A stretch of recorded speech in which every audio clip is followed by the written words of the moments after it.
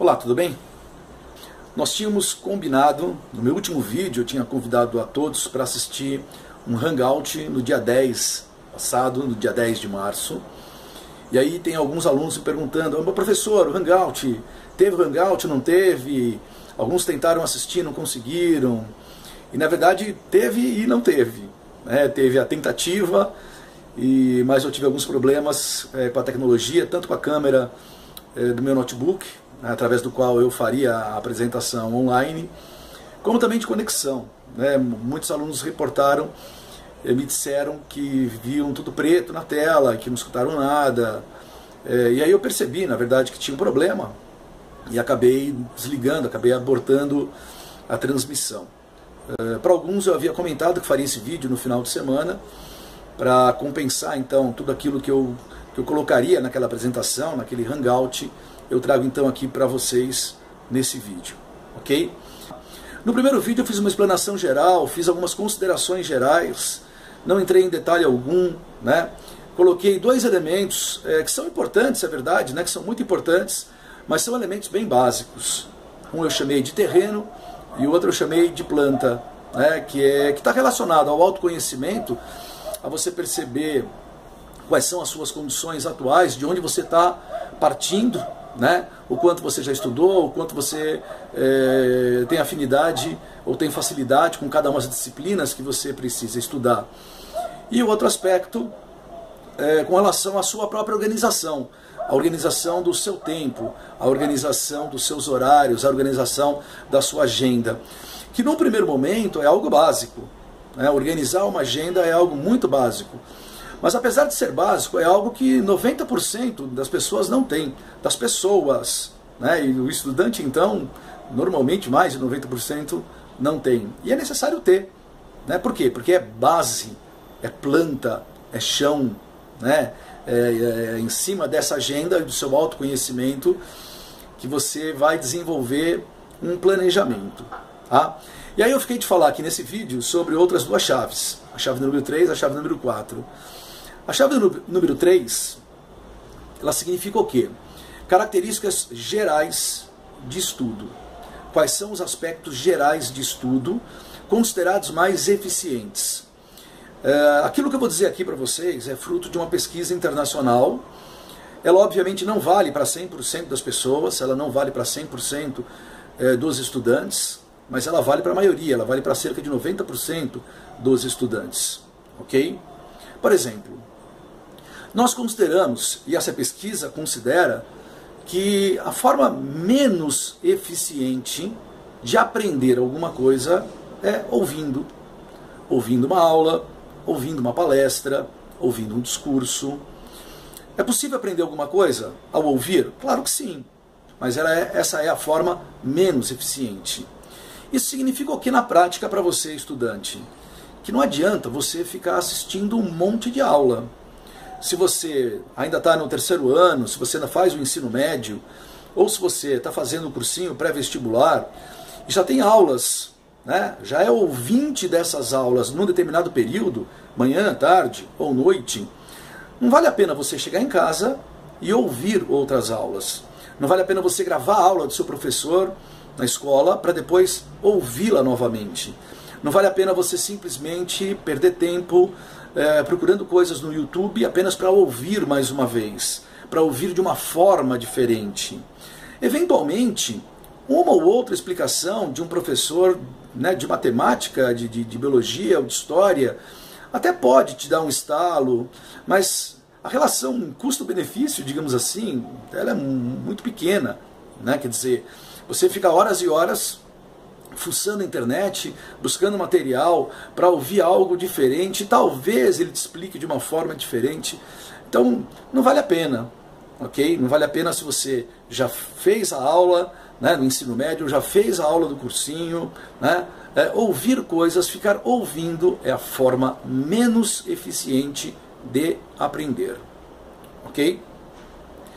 Uma outra forma considerada também pouco eficiente é fazer resumo. Alguns alunos acham muito bom. É uma forma de talvez organizar as ideias. Ela é uma forma, com certeza, de fazer uma revisão daquilo que foi visto. Mas no processo de aprendizagem, de você absorver aquilo que é importante, ela é pouco eficiente. Por duas razões. Né? Primeiro porque a maior parte dos alunos não sabe exatamente como fazer um resumo. O resumo, muitas vezes, ele é feito a partir da escolha de algumas partes que o aluno considera importante, mas não tem a certeza absoluta se é. O resumo seria melhor se, ao resumir uma matéria, você pudesse levar o seu resumo para um professor, ele fazer uma verificação, né, e uma avaliação, né, dizer para você, olha, é isso mesmo, você destacou as ideias mais importantes, né, você percebeu, né, tal ou qual coisa como fundamento, tá? Mas é muito difícil, né? Imagina você na sua sala de aula, seja do ensino médio, seja no pré-vestibular, imagina se cada aluno for levar o resumo para o professor olhar. Ele não tem tempo, né? Ele não consegue fazer isso entre uma aula ou outra, ou durante um intervalo, ou mesmo num plantão de dúvidas. Né? Imagina se cada aluno levar um resumo. Então é algo que eventualmente um ou outro pode fazer, num ou outro resumo, não conseguirá fazer todos, né? E ele efetivamente ele não é muito eficiente. Tá? Apesar de você ter uma atitude ativa, é você que está produzindo, diferente de você ouvinte, quando assiste a aula, né, você não produz nada. Essas pesquisas que eu citei no começo, elas demonstram que fazer resumo ele é pouco eficiente. Ok? Qual uma forma de estudo pode ser considerada eficiente? Estudar fazendo perguntas.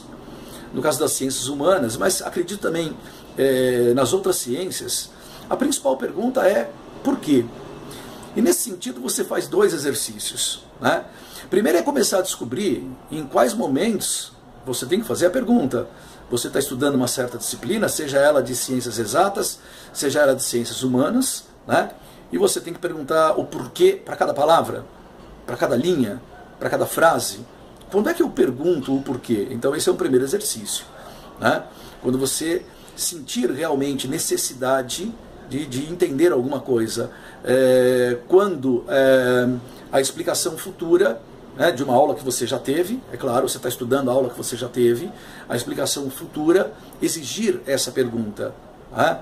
Ou mesmo quando você perceber que o desenvolvimento da disciplina que você estuda, né, você não tem consciência sobre ele, ou seja, o professor adotou esse caminho, ele resolveu o exercício dessa forma, ele explicou dessa maneira, por quê?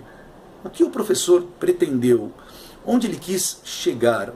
Qual é a razão disso? Né? Essas são as perguntas que precisam ser feitas, e na medida que você consegue elaborar a pergunta, significa o quê? Que você está refletindo sobre aquilo que está estudando. A segunda parte é você tentar responder a pergunta. E é claro que nem sempre você vai conseguir. E quando você não conseguir, você vai anotar, você vai marcar, e na próxima aula perguntar para o seu professor. Então, fazer perguntas é fundamental. Fazer perguntas é considerado uma forma mais eficiente de aprender. Ok? Qual é a forma que é considerada mais eficiente para aprender? Estudar em voz alta, falar, explicar. Você pode fazer isso sozinho, se for mais conveniente para você, né? Falar em voz alta, estudar em voz alta, repetir a aula em voz alta, olhando para você. Por quê? Porque isso vai exigir de você organização das ideias, articulação das ideias. Primeiro você organiza as ideias para depois verbalizar, para depois falar. Né? É diferente de você ler um resumo, é diferente de você ler o livro, que o professor já organizou as ideias, ele falou, né, através, nesse caso, da palavra escrita. Né? Então você passa a organizar, você passa a elaborar, você passa inclusive a justificar. A sua organização, ela tem uma ordem, eu começo assim, desenvolvo dessa maneira, né? Porque você vai perceber, talvez num primeiro momento seja mais complicado, mas você vai perceber onde você quer chegar, ou qual é o desfecho disso. E para chegar naquele ponto, para chegar naquele resultado, eu devo começar de um jeito, proceder, né, a partir de um certo desenvolvimento que me permita chegar ali. É claro, nesse processo você fará algumas perguntas para si mesmo, em voz baixa, ou talvez aqui dentro, né, de porquês. Ok? Outra forma, conjugada a essa, que é eficiente para você estudar, é falar para o seu amigo, explicar a matéria. Ok? Quando você ensina para alguém, você aprende. E a justificativa é praticamente a mesma. Para ensinar para alguém, você precisa pensar, você precisa elaborar, você precisa construir argumentos, você precisa explicar para outra pessoa a ponto dela entender. E é claro que isso é possível se você entendeu. Essa é, na verdade, a maneira considerada mais eficiente de se estudar. Então essa é a chave 3. Eu coloquei aqui 4 ou 5 características desse estudo geral, que não depende de uma ou de outra disciplina, que vale para matemática, que vale para biologia, que vale para história e para geografia. Beleza? Qual é a chave número 4? A chave número 4 ela se refere ao estudo específico das ciências humanas. Para esse vídeo não ficar muito longo, né, eu vou deixar para tratar dessa questão, né, do estudo das ciências humanas no próximo vídeo.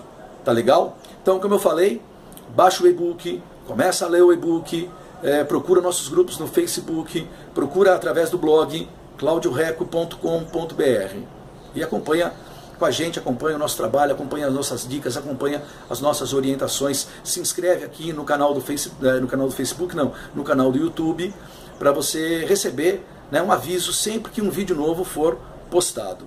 Tá legal? Bons estudos, um abraço, e amanhã já tem o segundo vídeo, já tem o próximo vídeo falando sobre os estudos de ciências humanas. Até lá!